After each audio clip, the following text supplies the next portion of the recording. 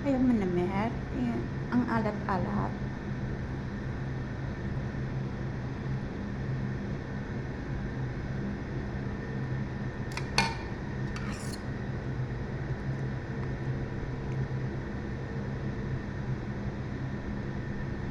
Ay, naku, Ruki.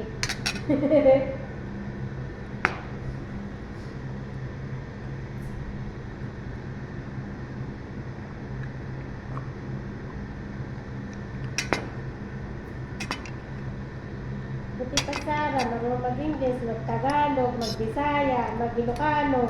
Oh, saan pa kayo makuha ng presidente? Ganyan. Mag-ano pa? Lahat kayo maiintindihan yan? Ilonggo at saka Maguindanon. Alam din yan. Pag siya yung nagasalita, lahat ng language masabi niya para maintindihan. May English, may Tagalog. Akala nila ba, buong Pilipinas nakakaintindi yung sige English nila. Yung iba, English lang English. Kala mo sila English nation. Alam na sila Tingnan mo ko Tagalog. diyang Korea, China. Di yan sila nag-i-English. Lahat yan may ano. Kung gusto nila maintindihan, may interpreter. Itong Arab country, hindi yan English mag-speech doon sa sariling lingwahe talaga nila.